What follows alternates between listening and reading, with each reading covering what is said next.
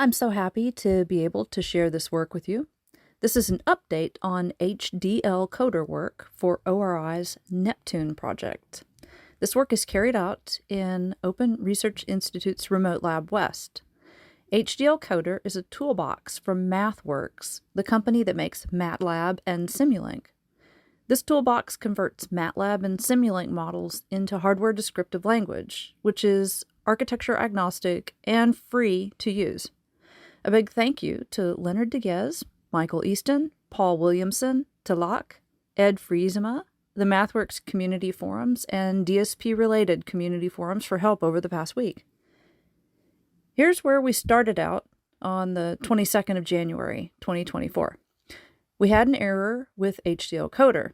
Clock rates at the input need to match the clock rates at the output in order for HDL Coder's workflow advisor to proceed with the conversion.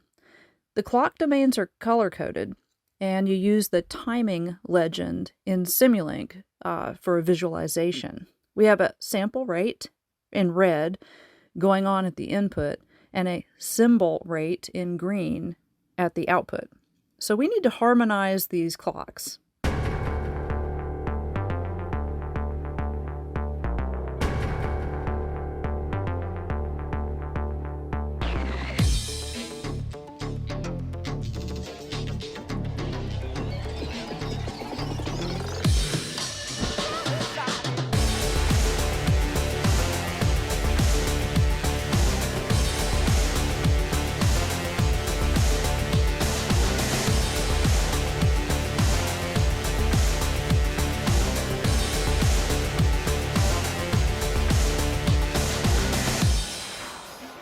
Also note the constant, pink, and multi-rate, gold. We compared the output at the IFFT block to the output after it had been deserialized, the cyclic prefix added, and then serialized back into a stream of samples. What we're doing here is we're checking that the cyclic prefix is where we expect it to be after all the recent changes to the design. This is what we call a sanity check. Here's a clear comparison between the IFFT output and X of t with the cyclic prefix. And the cyclic prefix is present. Managing numbers in fixed point arithmetic is a central task in digital design, and our Simulink model for Neptune is no different. When we say managing the numbers, we mean making sure that we can represent our real-world values correctly with enough resolution, without overflow or underflow, and knowing if we have any bias or offsets or other effects from either calculations or conversions. I really can't undersell how important this aspect of digital design really is.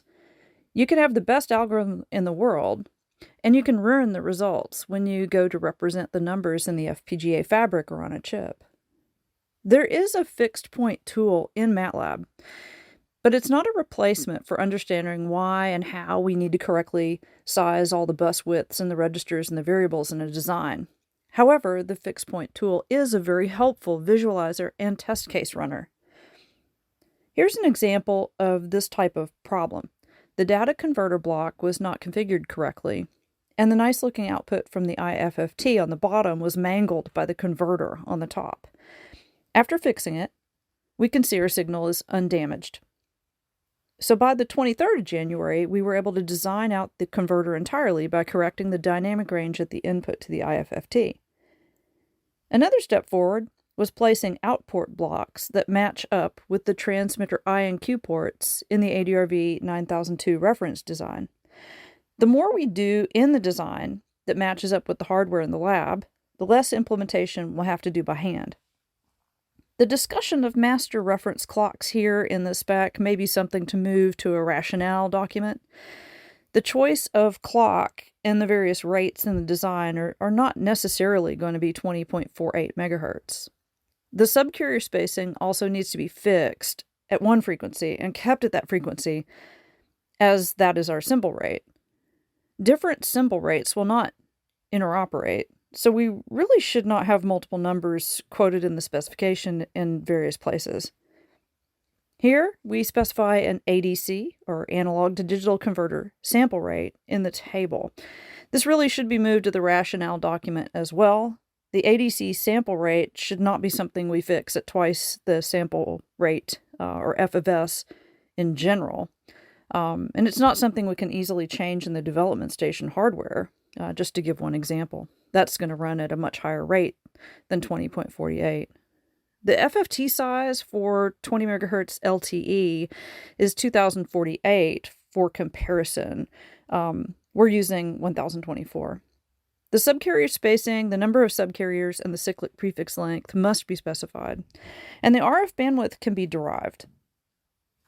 Here's where we started off on the 24th of January, with the input and output clocks harmonized to a sample rate of 22.12 megahertz and a symbol rate of 20 kilohertz.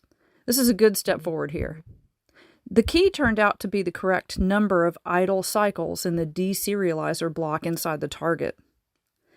Moving inside the target, here is what it looked like towards the end of the week. The workhorse of OFDM modulation is the IFFT there on the left, and it's fed by the two in-port pads.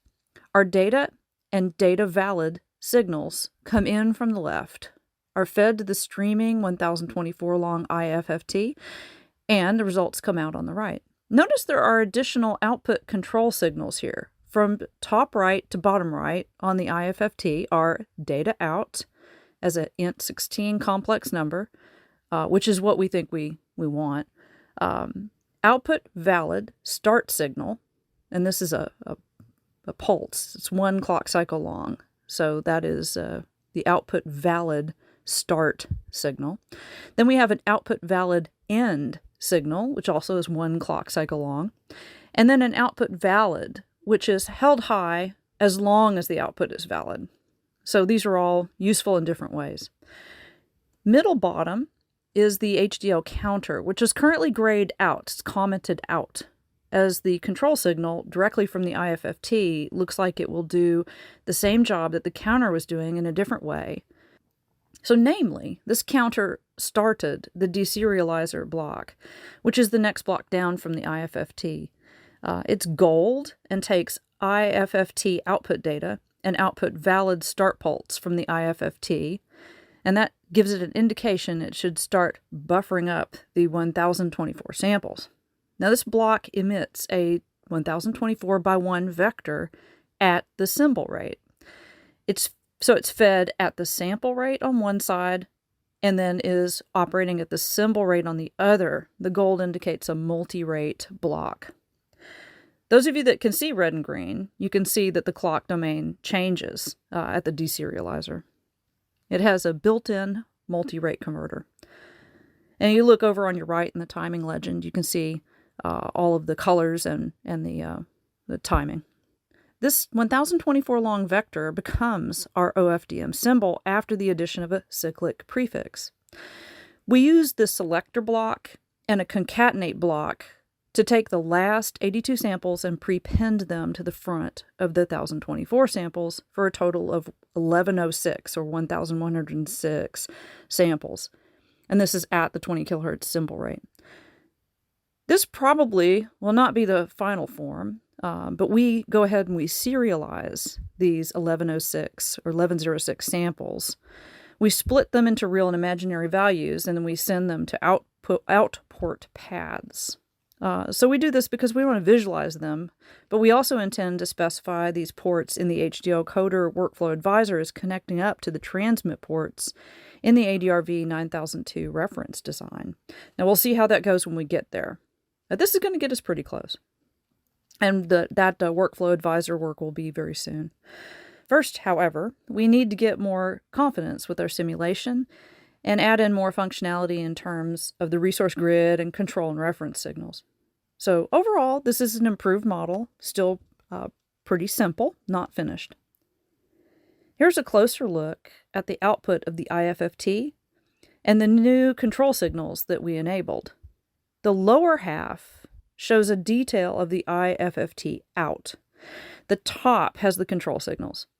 The leftmost control signal is an IFFT output end, or IFFT valid output end.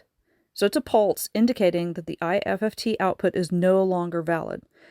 you can see that the output has frozen in between IFFT output valid end and IFFT output valid start, which is the second signal from the left in the top image. The third signal in the top image is the deserializer valid output. And this shows you latency between the IFFT and the deserializer. We add X of t, which is the output of the deserializer, to the graph. We now add X of t with the cyclic prefix added to the graph. And here we are looking at just X of t with cyclic prefix added. So this is the complex time series that we want to transmit. When you compare X of t with cyclic prefix added on the top to X of t, which is essentially the output of the IFFT, you can see the cyclic prefix showing up. The visualization evenly spaces 1024 per unit time on the bottom to compare with 1106 per unit time on the bottom. We are sending 1106 samples out every 50 microseconds, but we will remove the cyclic prefix at the receiver and only use 1024 samples. This is an 8% overhead in order to do two things. First, this dramatically reduces interference due to multipath. The cyclic prefix acts as a guard time between the symbols. As long as the guard time is longer than the multipath found in the channel, then intersymbol interference is greatly reduced. So, you may have a question. Why not just put in a blank space or a known sequence instead of copying over the end of the symbol to the beginning of the symbol? Well, there's another reason to use this cyclic prefix. This enables equalization through circular convolution. For each time domain symbol generated by the transmitter, we put a copy of the end at the beginning. A cyclic prefix ensures that any multipath interference or any other process similar to a linear time invariant filter in the channel acts as a circular convolution on the FFT data frame, which means that our data channels in those FFT bins can stay orthogonal. We use FFT at the receiver in order to get back our original data. So this is a really good result for us. A static or fixed prefix or just a timing gap, just a gap in time, does not give this same effect. The next thing we tried to do was set up the receiver in the test bench so that we can see that the data that we're putting in is the same data coming out. So here's a flowchart about the receiver processing that is relevant to what we're trying to do. We are receiving a stream of samples. Where the 1106 samples starts and stops, we don't know at the receiver. We find out the edges of the symbols by using the cyclic prefix. We read in a frame of samples. We search through to find either a synchronization symbol or we search for the beginning and end of that cyclic prefix. One way to do this is by doing time domain correlation. When we get a result over a predetermined threshold, then we know where we are in the frame of data. So here's where a lot of learning happened. There are autocorrelations, cross-correlations, and just plain correlation function blocks. There's hand-built correlators, MATLAB functions from the community forums, and more. Correlation is finding similarity between two sets of data. Correlation is a statistical measure that captures the extent to which two things are linearly related. Often we use a shift register and we shift in our data. We are standing there as it goes by as if it's on a conveyor belt, and we are looking for something like a known sequence that is simply embedded in the stream. For example, the start of frame values in DVBS2. The same hex sequence is at the start of every frame. We constantly run the correlation equation between the value we have against a sliding window of stuff on the conveyor belt until we find the matching sequence rumbling by. But with Neptune, our redundant data at the beginning is different every symbol. We don't know what it is in advance. We just know that there's repeated data, and that repeated data will tell us where the start of the symbol is. So to find this repetition, we need to correlate our data stream with a delayed copy of itself. When you correlate a set of values with itself, that is called autocorrelation. A sequence is perfectly correlated with itself when they are lined up with their edges together. Think of two rulers set one on top of the other. Assuming both are showing the same system of measurement, all the tick marks are perfectly correlated. They're all lined up. This is called the zero lag position. Now, if you start sliding the bottom ruler out from under the top, the numbers get further and further away, and the correlation decreases until we say that the two rulers are completely uncorrelated. What we need to do is read in some number of samples and run an autocorrelation. When we slide around one copy and keep the other fixed, there will be a place where the prefix and the original data align. Depending on how far we had to shift one set of data compared to the other, we can then point to the start of a symbol, and we are now aligned to the symbol edges. Now, this part of the model isn't working yet, but it's close. Here's what the autocorrelation function output looks like. There are big positive spikes at the edges of the cyclic prefixes. I don't think it's working yet because I only fed in 1,106 samples at a time. And after thinking about it, I don't think that's enough to guarantee that there will be both cyclic prefixes present. So if you pick a random 1,106 long section of the received sample stream, then you have a 1 out of 1,106 chance that both cyclic prefixes are going to be in that frame. If you know more about this than I do, let me know how to get this working better. You can find all our work in the Neptune repository at Open Research Institute GitHub account. The next thing we did was to replace the sum of sine waves data source with random complex numbers. This makes everything more noise-like. I was concerned about the way the data looked when using a sum of two sine waves. I kind of prefer my data to look more like noise and not like the periodic spiky signals that we had. So to reduce confusion and just make it look better, went ahead and changed it to random. The data source is two random integers in the range of 0 to 64,000. I then subtracted 32,000 from both to give roughly equal negative and positive numbers. Then converting those two random numbers to a complex double, then converted that to a complex 16-bit integer. This goes to the IFFT, and here's the result on top with the computed autocorrelation at the bottom.